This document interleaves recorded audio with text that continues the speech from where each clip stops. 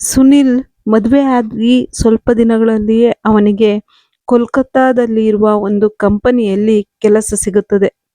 ಅವನು ಇನ್ನೇನು ಕೆಲಸಕ್ಕೆ ಹೋಗಬೇಕು, ಹೆಂಡತಿಯನ್ನು ಜೊತೆಯಲ್ಲಿ ಕರೆದುಕೊಂಡು ಹೋಗೋದು ಅಂತ ಅನ್ನುವಷ್ಟರಲ್ಲೇ ಅವನ ತಾಯಿ ಹೇಳ್ತಾಳೆ, ನೋಡು, ನೀನು ಇತ್ತೀಚೆಗಷ್ಟೇ ಮದುವೆ ಆಗಿದೀಯಾ. ಈಗಲೇ ಅವಳನ್ನು ಜೊತೆಗೆ ಕರ್ಕೊಂಡೋದ್ರೆ ಅವಳಿಗೆ ಮನೆ ಕೆಲಸ ಎಲ್ಲ ಬರೋದಿಲ್ಲ. ಸ್ವಲ್ಪ ದಿನ ಅವಳು ನನ್ನ ಜೊತೆಗೇ ಇರಲಿ. ಅವಳಿಗೆ ಮನೆ ಕೆಲಸವನ್ನೆಲ್ಲ ಕಲಿಸಿ ಆ ನಂತರ ನಿನ್ನ ಜೊತೆ ಕಳಿಸ್ಕೊಡ್ತೀನಿ ಅಂತ ಹೇಳ್ತಾಳೆ.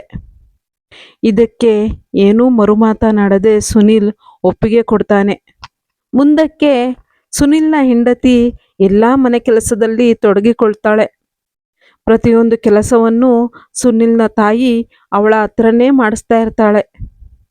ಆದರೆ ಅವಳ ತಾಯಿಗೆ ಇವಳು ಮಾಡುವ ಯಾವ ಕೆಲಸವೂ ಸರಿಯಾಗುತ್ತಿರಲಿಲ್ಲ. ಹಾಗೆ ಒಂದು ದಿನ ಸುನಿಲ್ನ ತಾಯಿ ಒಂದು ಡಬ್ಬಿಯನ್ನ ಮೇಲೆ ಎತ್ತಿಡು ಎಂದು ಸೊಸೆಗೆ ತಂದು ಕೊಡುತ್ತಾಳೆ. ಆದರೆ ಅವಳ ಸೊಸೆ ಅದನ್ನು ಗಾಬರಿಯಿಂದ ತೆಗೆದುಕೊಳ್ಳಲು ಹೋದಾಗ ಕೈ ನಡುಗಿ ಕೆಳಗೆ ಬೀಳುತ್ತದೆ. ಇದಕ್ಕೆ ಸುನಿಲ್ನ ತಾಯಿ ತುಂಬಾ ಜೋರಾಗಿ ಬೈಯುತ್ತಾಳೆ. ಆದರೂ ಅದನ್ನೆಲ್ಲ ಸಹಿಸಿಕೊಂಡು ಸೊಸೆ ಹಾಗೆ ಮನೆ ಕೆಲಸವನ್ನು ಕಲಿಯಲು ಪ್ರಯತ್ನಿಸುತ್ತಿರುತ್ತಾಳೆ. ಹಾಗೆ ಒಂದು ದಿನ ಸುನಿಲ್ನ ಅಕ್ಕ ತನ್ನ ಗಂಡನ ಮನೆಯಲ್ಲಿ ಏನೋ ಜಗಳ ಮಾಡಿಕೊಂಡು ಮನೆಗೆ ಬಂದು ಕೂತಾಗ ಅವಳಿಗೆ ಅವಳ ತಾಯಿ, ಸರಿ, ನೀನು ಇನ್ನೂ ಇಲ್ಲೇ ಇರು, ಅವರ ಮನೆಗೆ ಹೋಗೋದು ಬೇಡ ಎಂದು ಗದರುತ್ತಿರುತ್ತಾರೆ. ಆಗ ಅಲ್ಲಿಗೆ ಬಂದಂತಹ ಸುನಿಲ್ನ ಹೆಂಡತಿ ಸುನಿಲ್ನ ಅಕ್ಕನಿಗೆ ತನ್ನ ತಪ್ಪಿನ ಅರಿವು ಮಾಡಿಸಿ ಗಂಡನ ಮನೆಗೆ ಹಿಂದಿರುಗಲು ಸಹಾಯ ಮಾಡುತ್ತಾಳೆ. ಆ ದಿನವೇ ಸುನಿಲ್ ಸಹ ಹೆಂಡತಿ ಮತ್ತು ತಂದೆ ತಾಯಿಯನ್ನು ನೋಡಲು ಕೋಲ್ಕತ್ತಾದಿಂದ ಬಂದಿರುತ್ತಾನೆ. ತನ್ನ ಅಕ್ಕನ ಜೀವನವನ್ನು ಸರಿ ಮಾಡಿದ ತನ್ನ ಹೆಂಡತಿಯನ್ನು ಪ್ರಶಂಸಿಸಲು ಹೊರಗೆ ಸುತ್ತಾಡಲು ಕರೆದುಕೊಂಡು ಹೋಗುತ್ತಾನೆ. ಅಲ್ಲೇ ಶಾಪಿಂಗ್ ಎಲ್ಲ ಮಾಡುತ್ತಾ ತಡವಾಗಿ ಹೋಗುತ್ತದೆ. ಹೆಂಡತಿ ಹೇಳುತ್ತಾಳೆ, ಈಗ ನನ್ನ ಅತ್ತೆ ನನ್ನನ್ನು ಸಾಯಿಸಿ ಬಿಡುತ್ತಾರೆ, ನೀವು ಇಷ್ಟು ತಡ ಮಾಡಿದಿರಿ, ಬೇಗ ಮನೆಗೆ ಹೋಗೋಣ ನಡೀರಿ ಅಂತ ಹೇಳಿ ಹಿಂದಿರುಗುತ್ತಾರೆ. ಅಷ್ಟರಲ್ಲೇ ಬಾಗಿಲಲ್ಲೇ ಕಾದು ಕುಳಿತಿದ್ದ ಅತ್ತೆ ಸೊಸೆಯನ್ನು ಜೋರಾಗಿ ಬೈಯುತ್ತಾಳೆ. ನೀನು ಏನೋ ಒಂದು ಕೆಲಸ ಮಾಡಿದ ತಕ್ಷಣ ನೀನೇ ರಾಣಿಯಾಗಿ ಬಿಟ್ಟೆಯಾ? ಹೇಳದೆ ಕೇಳದೆ ಎಲ್ಲಿಗೆ ಬೇಕಾದರೂ ಹೋಗಲು ಸಿದ್ಧವಿದ್ದೀಯಲ್ಲ ಅಂತ. ತಕ್ಷಣ ಸೊಸೆ ಜೋರಾಗಿ ಅಳುತ್ತಾ ಒಳಗೆ ಓಡಿ ಹೋಗುತ್ತಾಳೆ. ರೂಮಿನೊಳಗೆ ಬಂದಂತಹ ಸೊಸೆ ಹೇಳುತ್ತಾಳೆ, ನನ್ನನ್ನು ನಿಮ್ಮೊಂದಿಗೆ ಕರೆದುಕೊಂಡು ಹೋಗಿ, ನನಗೆ ಇಲ್ಲಿ ಇರಲು ಆಗುತ್ತಿಲ್ಲ, ಉಸಿರು ಕಟ್ಟಿದಂತಹ ವಾತಾವರಣವಿದು ಅಂತ ಜೋರಾಗಿ ಅಳುತ್ತಿರುತ್ತಾಳೆ. ಸುನಿಲ್ನ ಮಾವ ಬರುತ್ತಾರೆ. ತನ್ನ ಹೆಂಡತಿಗೆ ಹುಷಾರಿಲ್ಲ, ನನ್ನ ಮಗಳನ್ನು ಮನೆಗೆ ಕರೆದುಕೊಂಡು ಹೋಗಲು ಅನುಮತಿ ಕೊಡಿ ಎಂದು ಕೇಳಿ ಅವಳನ್ನು ಮನೆಗೆ ಕರೆದುಕೊಂಡು ಹೋಗುತ್ತಾರೆ. ಕೆಲವು ದಿನಗಳ ನಂತರ ಮರಳಿ ಬಂದ ಸೊಸೆಗೆ ಆಶ್ಚರ್ಯ ಕಾದಿತ್ತು. ಅತ್ತೆ ಒಂದು ಫೋಟೋವನ್ನು ಹಿಡಿದು, ಯಾರಿವನು ಫೋಟೋದಲ್ಲಿ ಇರುವವನು, ನೀನು ನಮಗೆಲ್ಲ ಮೋಸ ಮಾಡಿದೀಯಾ ಎಂದು ಕೂಗಾಡತೊಡಗಿದ್ದಳು. ಇದನ್ನು ಕಂಡ ಸೊಸೆ ಅತ್ತೆಯ ಕಾಲಿಡಿದು ಗಂಡನ ಎದುರಲ್ಲಿಯೇ ಕ್ಷಮೆಯಾಚಿಸುತ್ತಾಳೆ. ಇದು ನನ್ನ ಕಾಲೇಜ್ ದಿನಗಳ ಫೋಟೋ, ನಾನು ಈ ವಿಷಯವನ್ನು ನಿಮಗೆಲ್ಲ ತಿಳಿಸಬೇಕು ಎಂದಿದ್ದೆ, ಆದರೆ ಸಮಯ ಕೂಡಿ ಬರಲಿಲ್ಲ, ನನ್ನನ್ನು ಕ್ಷಮಿಸಿ ಬಿಡಿ, ಜೋರಾಗಿ ಅಳುತ್ತಾಳೆ. ಆ ಫೋಟೋವನ್ನು ತನ್ನ ಗಂಡ ತೆಗೆದುಕೊಂಡು ಹರಿದು ಹಾಕುತ್ತಾನೆ. ಮತ್ತೆ ಹೇಳುತ್ತಾನೆ, ಈ ವಿಷಯ ನನಗೆ ಮೊದಲೇ ಗೊತ್ತು, ಅವರ ತಂದೆ ನನಗೆಲ್ಲ ತಿಳಿಸಿದ್ದರು, ಆದರೂ ನಾನು ಎಲ್ಲವನ್ನು ಮನ್ನಿಸಿಯೇ ಇವಳನ್ನು ಮದುವೆ ಆಗಿದ್ದು, ನೀನೇಕೆ ಈ ವಿಷಯವನ್ನು ದೊಡ್ಡದು ಮಾಡುತ್ತಿದ್ದೀಯಾ ಎಂದು ತಾಯಿಗೆ ಕೇಳುತ್ತಾನೆ. ಅವಳ ತಾಯಿ, ನೀನು ಸಹ ನಮಗೆ ಮೋಸ ಮಾಡಿದ್ದೀಯಾ?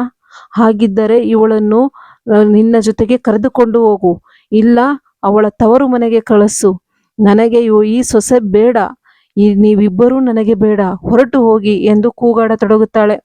ತಕ್ಷಣ ಮಗ ಹೇಳುತ್ತಾನೆ, ನಡಿ, ನೀನು ಲಗೇಜ್ ಪ್ಯಾಕ್ ಮಾಡು, ನಿಮ್ಮ ತಾಯಿ ಮನೆಗೆ ಬಿಟ್ಟು ಬರುತ್ತೇನೆ ಎಂದು ಹೆದರಿಸುತ್ತಾನೆ. ಇತ್ತ ರೂಮಿಗೆ ಬಂದ ಹೆಂಡತಿ ಹೇಳುತ್ತಾಳೆ, ನೋಡಿ, ನೀವು ನನ್ನನ್ನು ತವರು ಮನೆಗೆ ಕಳಿಸುವುದಾದರೆ ನಾನು ಬದುಕುವುದಿಲ್ಲ ಎಂದು ಜೋರಾಗಿ ಅಳುತ್ತಾಳೆ.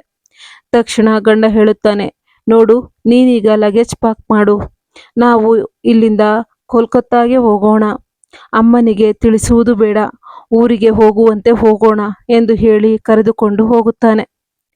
ನಂತರ ಇಲ್ಲಿ ಅವನ ತಾಯಿ ತುಂಬಾ ಸಂತೋಷದಿಂದ ಇರುತ್ತಾಳೆ. ನನ್ನ ಸೊಸೆಯನ್ನು ಕಳಿಸಿಬಿಟ್ಟೆ ಎಂಬ ಖುಷಿಯಲ್ಲಿ ಇರುತ್ತಾಳೆ. ಆದರೆ ಸ್ವಲ್ಪ ದಿನದಲ್ಲಿಯೇ ಸುನಿಲ್ನ ತಂದೆ ಹಾಸಿಗೆಯನ್ನು ಹಿಡಿಯುತ್ತಾರೆ. ಅವರು ತುಂಬ ಅನಾರೋಗ್ಯದಿಂದ ಬಳಲುತ್ತಿರುವುದನ್ನು ನೋಡಿ ಸುನಿಲ್ ಬಂದು ಅವರನ್ನು ಕೋಲ್ಕತ್ತಾಗೆ ಕರೆದುಕೊಂಡು ಹೋಗುತ್ತಾನೆ. ಆಗ ಅಲ್ಲಿಗೆ ಬಂದಂತಹ ತಂದೆ ಅಲ್ಲಿ ಸೊಸೆಯನ್ನು ಕಂಡು ತುಂಬ ಸಂತೋಷ ಪಡುತ್ತಾರೆ.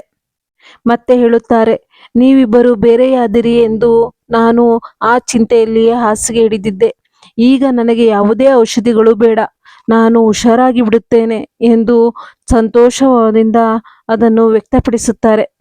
ಆದರೂ ಸುನಿಲ್ ಅವರನ್ನು ಆಸ್ಪತ್ರೆಗೆ ಕರೆದುಕೊಂಡು ಹೋಗಿ ಔಷಧಿಗಳನ್ನು ಕೊಡಿಸಿ ಊರಿಗೆ ಹಿಂದಕ್ಕೆ ಕಳಿಸಿಕೊಡುತ್ತಾನೆ. ಇಷ್ಟು ಬೇಗ ಬಂದಿರಾ, ಇಷ್ಟು ಬೇಗ ಹುಷಾರಾದಿರಾ ಎಂದು ಆಶ್ಚರ್ಯದಿಂದ ಕೇಳುತ್ತಿದ್ದಂತೆಯೇ ಅಲ್ಲಿಗೆ ಸುನಿಲ್ನ ಮಾವ ಬರುತ್ತಾರೆ. ಇಲ್ಲೇ ಬಂದಿದ್ದೆ, ನನ್ನ ಮಗಳನ್ನು ಕಂಡು ಮಾತನಾಡಿಸಿಕೊಂಡು ಹೋಗೋಣ ಎಂದು ಬಂದೆ. ಹೇಗಿದ್ದಾಳೆ ಮಗಳು ಎಂದು ಕೇಳಿದಾಗ ಇವಳು ಆಶ್ಚರ್ಯದಿಂದ ನೋಡತೊಡಗುತ್ತಾಳೆ. ಆಗ ಸುನಿಲ್ನ ತಂದೆ ಹೇಳುತ್ತಾರೆ, ಮಗಳು ಕೋಲ್ಕತ್ತಾದಲ್ಲಿ ಮಗನೊಂದಿಗೆ ಆರಾಮಾಗಿ ಇದ್ದಾಳೆ, ನೀವೇನು ಚಿಂತೆ ಮಾಡಬೇಡಿ, ಬನ್ನಿ ಎಂದು ಕರೆಯುತ್ತಾರೆ. ಆಗ ಸುನಿಲ್ನ ಮಾವ ಹೇಳುತ್ತಾರೆ, ಇಲ್ಲ, ನಾನು ಇಲ್ಲೇ ಏನೋ ಕೆಲಸದ ಮೇಲೆ ಬಂದಿದ್ದೆ, ಮಗಳಿದ್ದರೆ ಮಾತಾಡಿಸಿಕೊಂಡು ಹೋಗೋಣ ಎಂದು ಬಂದೆ. ಸರಿ, ನಾನು ಇನ್ನೊಮ್ಮೆ ಬರುತ್ತೇನೆ ಎಂದು ಹೊರಟು ಹೋಗುತ್ತಾರೆ. ನಂತರ ಸುನಿಲ್ನ ತಂದೆ ತನ್ನ ಹೆಂಡತಿಗೆ ಹೇಳುತ್ತಾರೆ, ನೋಡು, ನೀನು ಹೀಗೆ ಸಿಡುಕಿನಿಂದ ವರ್ತಿಸಿದರೆ ವಯಸ್ಸಾದ ಕಾಲಕ್ಕೆ ಎಲ್ಲರನ್ನೂ ಕಳೆದುಕೊಂಡು ಒಬ್ಬಂಟಿಯಾಗಿ ಬದುಕಬೇಕಾಗುತ್ತದೆ. ಈಗಾದರೂ ಬುದ್ಧಿಯನ್ನು ಕಲಿತುಕೋ ಎಂದು ಬುದ್ಧಿವಾದ ಹೇಳುತ್ತಾರೆ. ನಂತರ ತನ್ನ ತಪ್ಪಿನ ಅರಿವು ಮಾಡಿಕೊಂಡಂತಹ ಸುನಿಲ್ನ ತಾಯಿ ತಕ್ಷಣ ತನ್ನ ಸೊಸೆ ಮತ್ತು ಮಗನಿಗೆ ಕರೆ ಮಾಡಿ ಬರಮಾಡಿಕೊಳ್ಳುತ್ತಾರೆ. ಮುಂದಕ್ಕೆ ತನ್ನ ಸೊಸೆಯನ್ನು ಮಗಳಿಗಿಂತ ಹೆಚ್ಚಾಗಿ ನೋಡಿಕೊಳ್ಳಲು ಶುರು ಮಾಡುತ್ತಾರೆ. ನೀತಿ ಪಾಠ ಇಷ್ಟೇ, ಪ್ರೀತಿಯಿಂದ ವಿಷವನ್ನಾದರೂ ತಿನ್ನಿಸಬಹುದು, ಆದರೆ ದ್ವೇಷ ಮತ್ತು ಸಿಡುಕಿನಿಂದ ಅಮೃತವನ್ನು ಕುಡಿಸಲು ಸಾಧ್ಯವಿಲ್ಲ. ಈ ಕತೆ ಇಷ್ಟವಾದಲ್ಲಿ ಸುಕೇತಾ ಎಚ್ ಎಸ್ ಗೌಡ ಯೂಟ್ಯೂಬ್ ಚಾನಲನ್ನು ಸಬ್ಸ್ಕ್ರೈಬ್ ಮಾಡೋದನ್ನು ಮರಿಬೇಡಿ. ಧನ್ಯವಾದಗಳು.